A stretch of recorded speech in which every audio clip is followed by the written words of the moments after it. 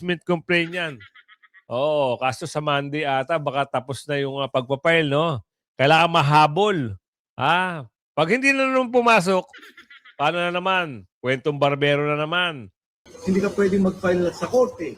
Sa ginawa nilang to, tinatanggal nila yung karapatan ng taong bayan na magkaroon ng maayos, legal na pagreklamo doon sa nakikitang problema sa nakaupong presidente. Mike, ginawa nyo rin ba yung ginawa ng Makabayan kanina na nag-iwan kayo ng kopya ng complaint sa Office of the Section? Hindi. Nag-iwan kami. Wait. Nag-iwan kami, pero hindi nila tinanggap. We attempted, and we have... Ang ibang mga kongresista na nagsasabing hindi na sila sasang-ayon sa impeachment, lalo na kay VP Inday kasi medyo natuto na sila from the last. Pero wag muna tayo basta-basta maniwala, attorney. Baka mamaya, nananahimik sila pero pagdating ng bibiglain na lang tayo. Kaya, Okay, sige. Para kalma lang tayo, si attorney naman is here to explain to us. Attorney, maybe Explain it to us right now. I will. Upo muna kayo tayo. Upo muna tayo.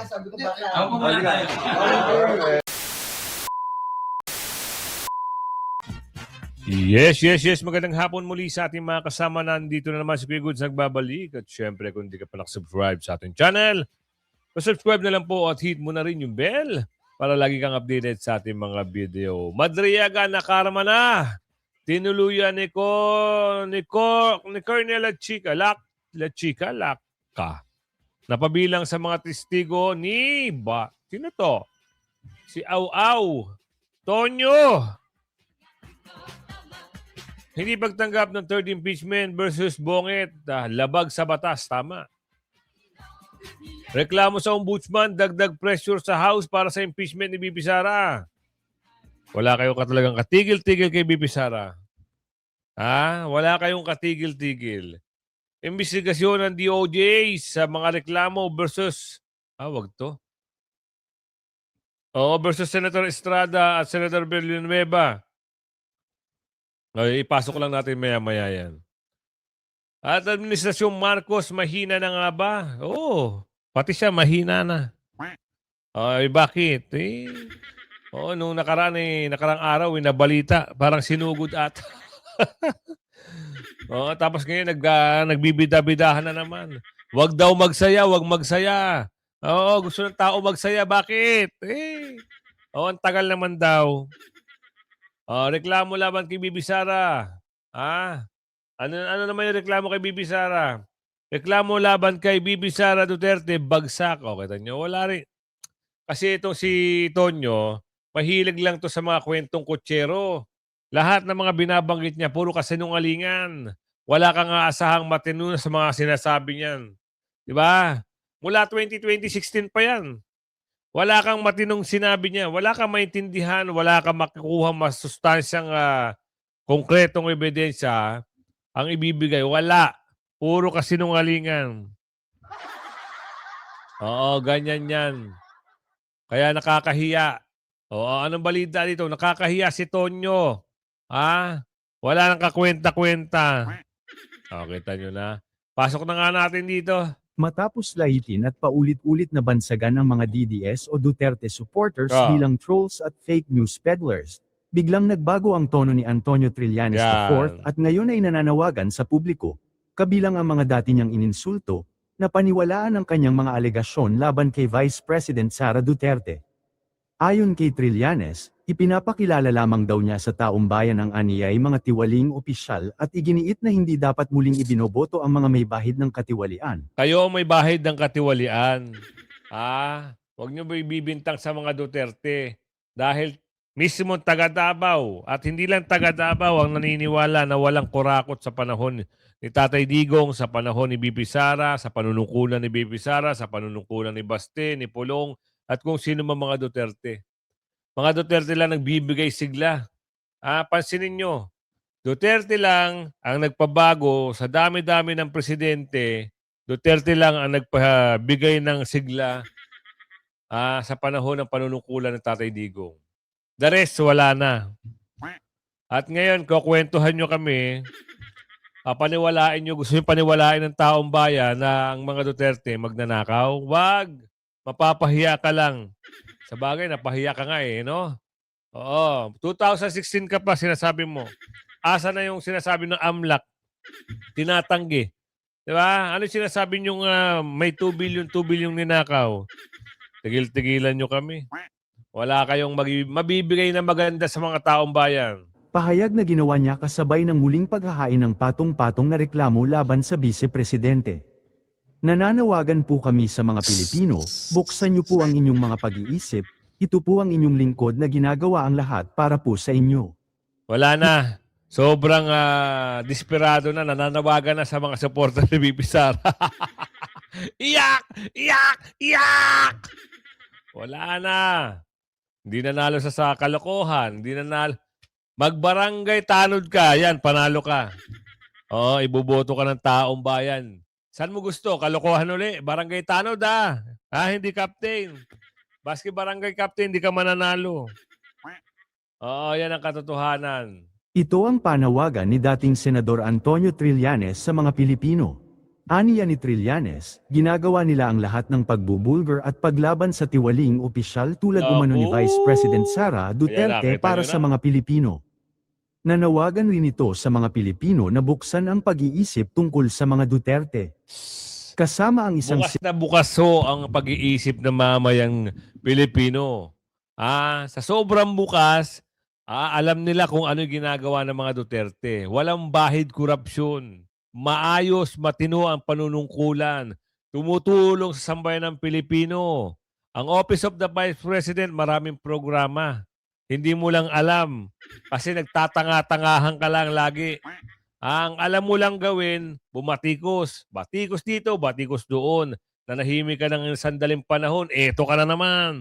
Au ka na naman. Tonyo, kailan ka ba magbabago? Oo, basta talaga, no? Yung iba tuwan-tuwa pa sa ginagawa nito eh. Akala nila may sustansya lahat ng mga sinasabi. Hindi nila alam, nakakadiri na sila. 2016 hanggang 25, 26. Puro sila bira. Nakakasawa na kayo. Nakakaumay na kayo. Tigil-tigilan nyo na ang mga Duterte. Wala na kayong talaga ipapakita maganda. Iyak na lang kayo. At subukan yung talunin si Bibi Sara sa 2028. Ilabas nyo na lahat ng pinakamamagaling yung mga sinasabi. Mga pinakamagaling yung pambato kuno. Yun, na ipantatapat kay Bibi Sara. Ilabas nyo na. At sasampalin kayo ng katotohanan na walang tatalo kay Bibi Sara, Inday Sara sa 2028. Wala nang unity team. Wala na munang budol. Walang ganun. Kung sino man itatanim ni Bibi Sara, hintay na lang namin. Pero tandaan nyo pumasok na sa PDP laban, pumirma at nanumpa na. Si Atty. Topacio. Palakpakan. Yan ang gusto natin, yung mga matatapang, yung mga masigasig, yung mga bumibira sa mga salbahing tao. Hindi tanggap sa third impeachment versus Bonget. Labag sa batas. Talagang labag sa batas. At bakit sinasabi nyo nawala itong si Secretary General nasa Taiwan? Kahit nasa Taiwan, pwede nyo namang debate. Pwede nyo tanggapin yung reklamo na yan. Bakit ba iniiwas nyo na maipasok yung impeachment complaint nila Atty. Topacio, Manong Chavit, Kong Paras, Kong Lebista, Kong Mike Defensor, at kung sino-sino pa. Bakit ayaw niyong papasukin? Tatatakot kayo. Baka magdire-diretso. Abangan nyo, meron pang impeachment complaint yan. Kaso sa Monday ata, baka tapos na yung pagpapile, no? Kailangan mahabol. Pag hindi na naman pumasok, paano na naman? Kwentong barbero na naman. Hindi kayo, sasabihin niya naman, hindi ka pwedeng pumirma o yung kahapon. Nakita niyo yung kahapon na nirefuse yung yung complaint. Bakit kaya? Bakit hindi katanggap-tanggap? Pasok. Rules are clear. The Constitution is clear. The duty is clear. and no office has the authority to silence the people's voice.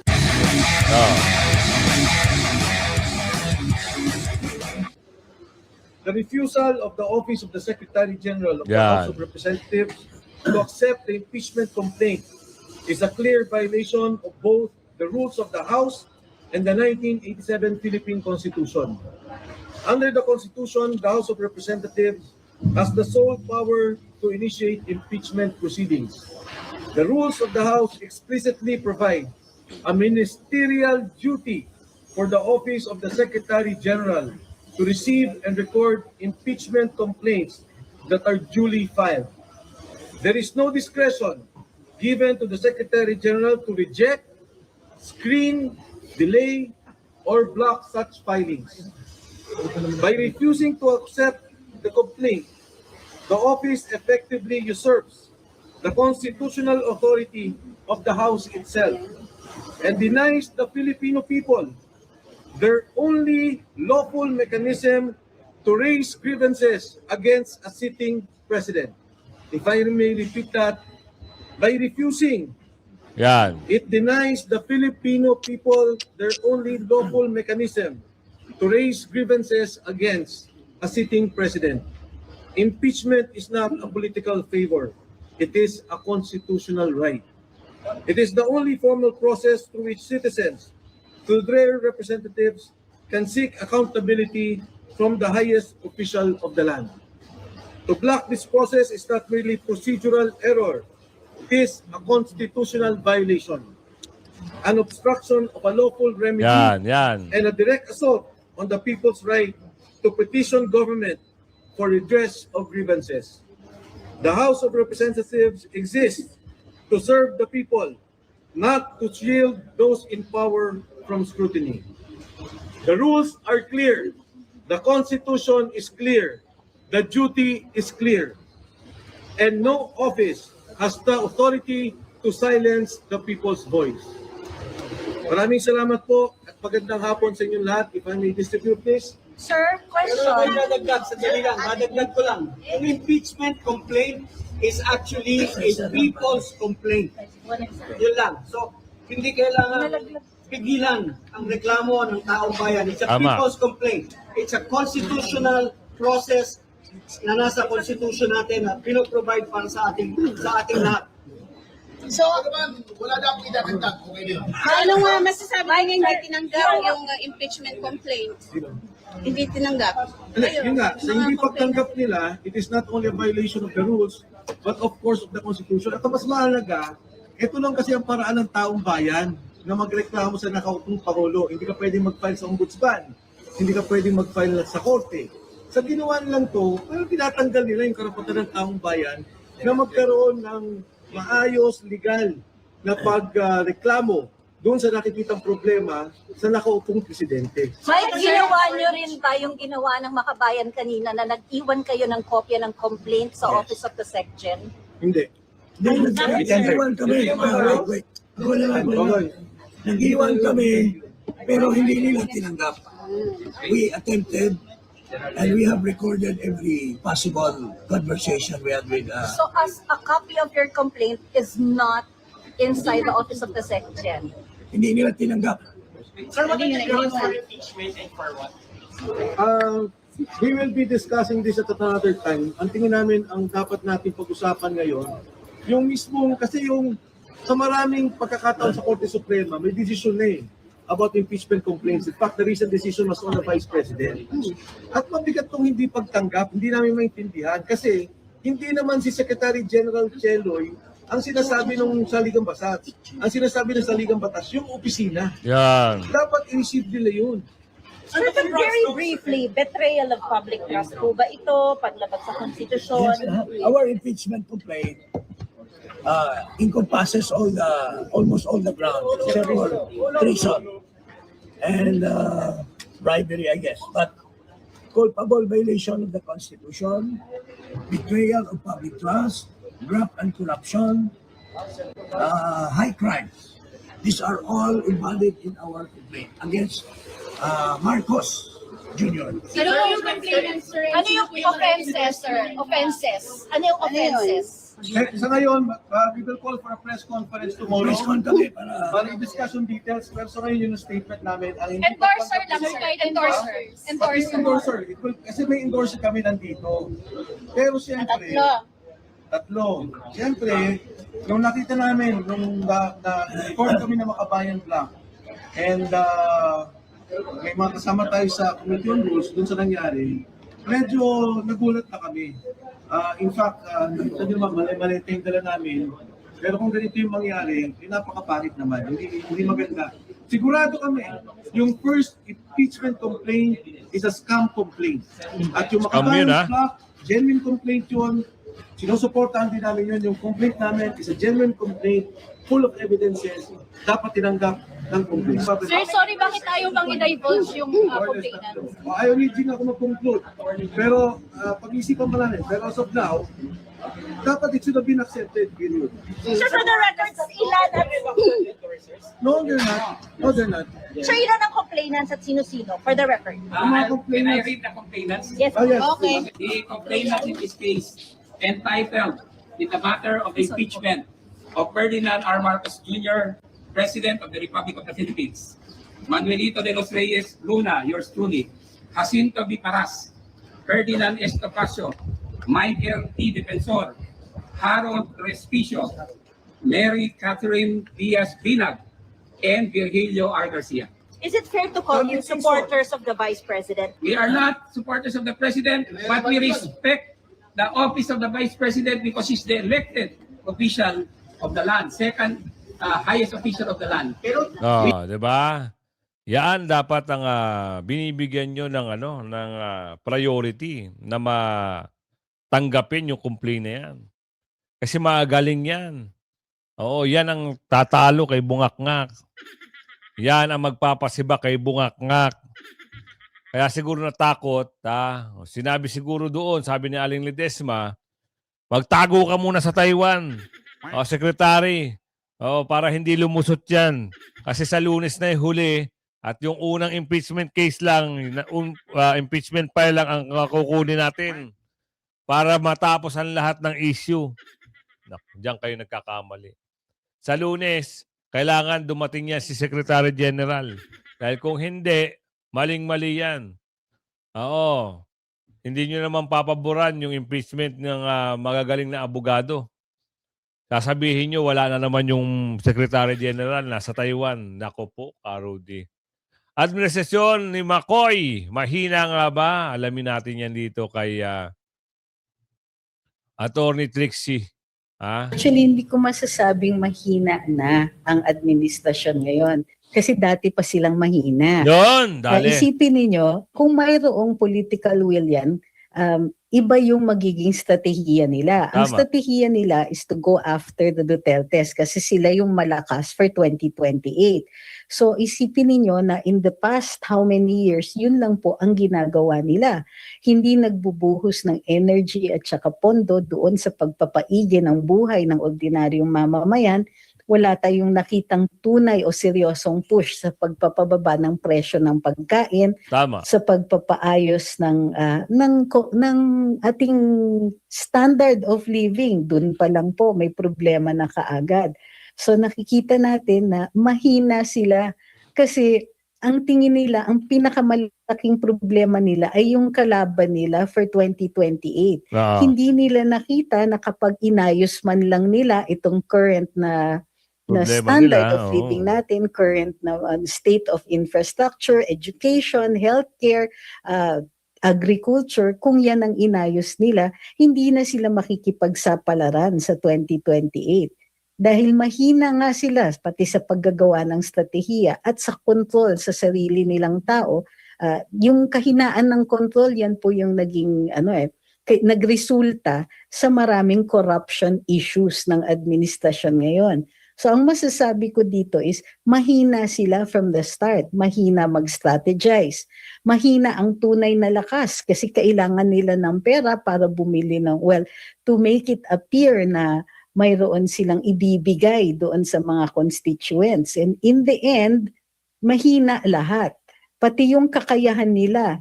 Ngayon lang nga ako nakakita ng Pangulo in a long time na hindi niya tunay na hawak ang Senado. Yan. Yung pagbababa ng ratings, ng trust and approval ratings ng Pangulo ay sinyales na wala na talagang nagsiseryoso sa kanya. And this has been the case from the start. So hindi sila humina, mahina sila from the start. Alam nila, may iba na meron talagang halong pagsisisi doon sa kanilang ginawa. Ngunit meron din namang ibang mga kongresista na nagsasabing hindi na sila sasang-ayon sa impeachment, lalo na kay VP Inday kasi medyo natuto na sila from the last. Pero wag muna tayong basta-basta maniwala, attorney. Baka mamaya, nananahimik sila pero pagdating ng bibiglain na lang tayo. Ganyan yung ginawa nila Puros kasinungalingan. Oo, nagkampi-kampihan pala. Pinirmahan nila impeachment complaint laban kay BP Sara in last minute. 'Di ba? Ilang kongresista yun, nasa 300 plus na nagtulong-tulong. Kaya relax lang. Huwag masyadong magpapaniwala doon sa mga hindi raw makikialam. Kailangan mapaghandaan yan. Kailangan may move kagad. Pag umatake sila, meron kagad counter move. Ganoon. Pero yung sasabihin natin na ayaw nila, hindi na sila makikialam kasi natatakot sila sa 2028, baka maupo si BP Sara, talaga mauupo si BP Sara kung ayaw man nila o sa hindi. Si BP Sara talaga ang mauupo sa 2028. At sa 2028, doon bubuka ang pakpak ni BP Sara. Lahat ng mga nagtulong-tulong, sigurado yan. Dali yan! Last time. Ang sabi kasi sa kanila, di ba, kung hindi pipirma, may ibang talaga na sinabihan na pag hindi pumirma, walang pera ang kanilang mga distrito.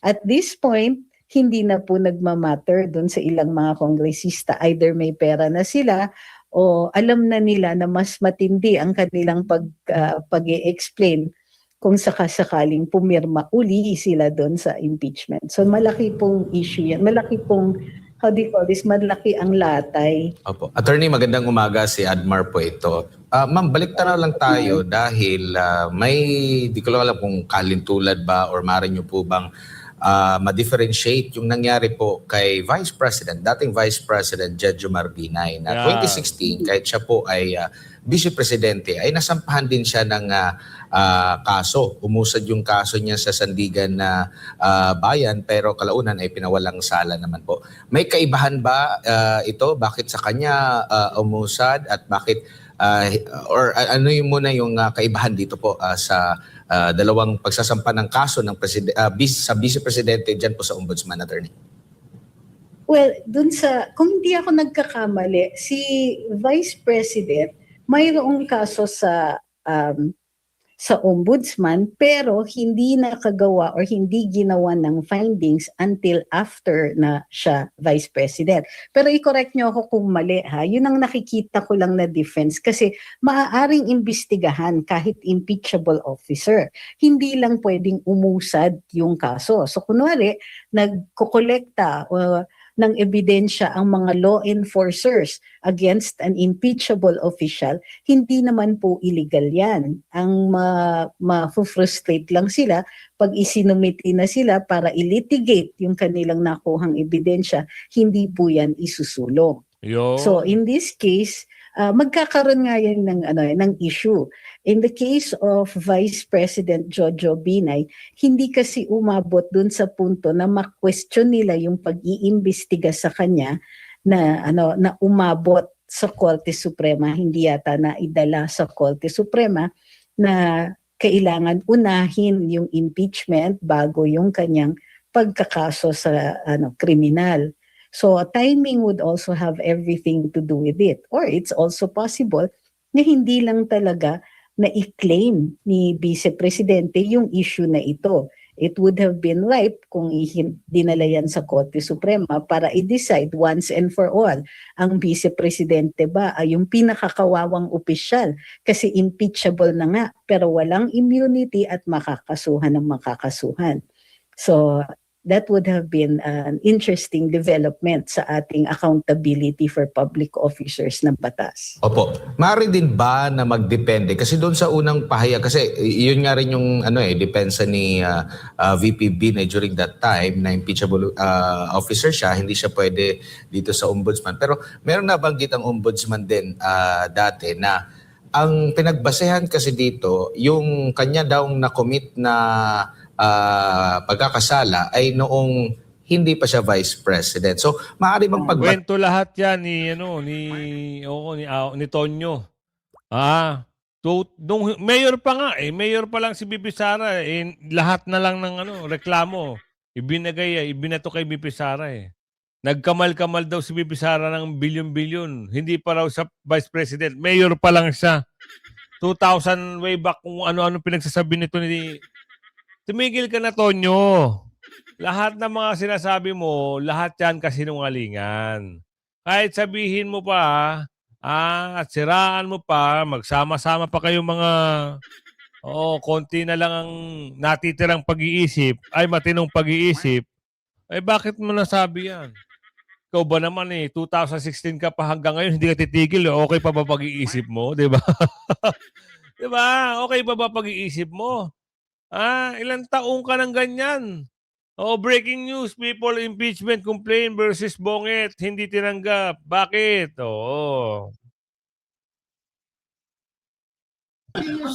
Yan. For the meantime, I'm making a proper, even if you don't receive, by law we can proper the complaint and all the annexes, and that is legal. If you will not receive, that is deemed legally received by law. We tender this to you. We are properly and tendering it Our complaint. in under and by virtue of the Constitution. Sandali. Today is 2:18 Okay, si Atty.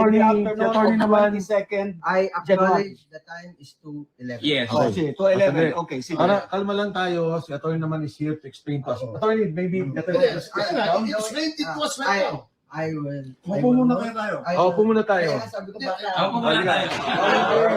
Para hindi tayo parang tense dito sa Yeah. Attorney, please sit down here. I note your manifestation, sir. I note your manifestation. But going back, Banyera, to my original question, what is your legal authority Yeah. saying that you are not authorized to receive? We want to know. We are It curious. is a statement of fact na I am not authorized. Okay. So you are saying that based on your own conclusion of what the law says, you are not authorized. Is that what you're telling this fellow lawyer? It's not in the law. Panyero, It's against the law. It's against the law. Is that what you're saying? Okay lang, sandali. So sinasabi na ni attorney, I'm not authorized. Is there an instruction, attorney? No. Right. So that, Walang instruction from... okay, going to my next question. Okay. Since there is no instruction, you're saying that you cannot receive the complaint is based on your conclusion of the what the law says. Wait, sir. Okay, listen mo, sir. These questions, what are they for? We want to know because we are Yan. citizens. Tama We are nga paying naman. the salary. Under the You are a public, you're a public official. Okay, one by one. Under the Constitution, very clear that if there's an impeachment complaint and duly endorsed by Sige, para maliwanag na I refuse to be covered by any media recording or Boss naman. Oo, gobyerno kayo nagtatrabaho kayo sa gobyerno. Hindi pwedeng i-refuse yung mga ganyan. Kailangan transparent. Huwag kayong maging maselan. Kailangan nyo pakita sa taong bayan na nagtatrabaho kayo na maayos at handa kayong magtrabaho kahit nakukuhanan kayo ng kamera. Hindi pwedeng magselan-selanan kayo. Ano kayo, bida? Mahirap yan. Eto, alamin natin Di sila mananalo. Di sa Pandaraya. Di sapat ang Pandaraya versus BP Sara. Tama nga naman. Kaya nga sabi ni Aling Ledesma dito, kahit dayain nyo ngayon pa si BP Sara, wala na. Hindi na kayo makakuha ng boto. Diba? Wala nang magboboto sa mga durobo. Ang lilista lang nila dyan, Duterte, tapos. Kaya magwawagi sa pagka-president sa 2028, si BP Sara lang talaga. Kahit sino pa itapat, kahit manira pa kayo, magdala kayo napakaraming troll farm, wala kayong mapapala sa paninira nyo kay Bibi Sara. Talaga nilang manalo sa 2028. Talunin nyo Ang muna. nakikita siguro nila, they're so unpopular. Kasi nararamdaman yan eh. Kasi alam mo, yung marami sa nagpaplano na tanggalin si Vice President Sara, alam mo, namuno na sa gobyerno ang ilan dyan. At kaya nga nanalo ng todo si President Duterte eh. Kasi nga, sa reklamo, sa incompetence na nakita nila, yung administrasyon, natalo tuloy. No? Yung pinalita ni President Duterte, maraming incompetent doon. Eh yan, Tama. nagpipilit bumalik ulit ngayon. At nakikita naman nila na para bang unahan dyan si Vice President Sara, baka hindi sila manalo. O baka hindi sapat ang pandaraya. Yun, yung pala explanation mo. Malamang. Ang dating Defense Secretary, walang iba, kundi si Secretary Norberto Gonzales. Sir, good morning at welcome back sa ating studio. Ay, good morning. Good morning. Opo, at unahin natin itong usapin sa impeachment complaint laban kay Pangulong Bongbong Marcos Jr. May unang impeachment complaint na tinanggap na ng Secretary General. Kahapon may dalawa sana na dapat ihain dyan sa Kamara. Kaya lang, wala po yung Secretary General. Kaya hindi po tinanggap. Lalo na itong pangatlong impeachment complaint laban kay PBBM. Sa tingin po ninyo, ano bang basa po ninyo dito sa hindi pagtanggap ng Secretary General sa opisina niya nitong mga reklamo laban sa Pangulong Bongbong Marcos Jr.? Yan, magandang tanong. Eh kasi kung siguro gusto nila aksyonan yung nauna, yung number one. Kasi parang galing sa kanila yun eh. Kasi pag nagkaroon na ng pag-process ng isang impeachment complaint, yung mga susunod, hindi na pwede. Nako, Kaya bakit? ayaw nilang matuloy yung number 2 at saka number 3. Yan niya kaya dinidelay siguro. Opo. Ano bang nakikita mo yung pagkakaiba ng tatlong reklamong ito? Yung mga naghain at nakita po nating mga pumunta dyan sa Kamara para po isampa itong impeachment complaint laban sa Pangulo.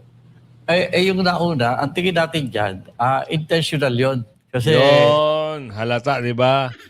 Kaya kayo, huwag kayong basta-basta maniniwala doon sa unang complaint. Paniwalaan natin yung pangatlo. Yung pangalawa, wala din yan. Alam niyo naman kung sino mga boss niyan. Kaya kung umabot kayo sa video natin ito, hanggang sa muli, paki-like and share. Bye-bye!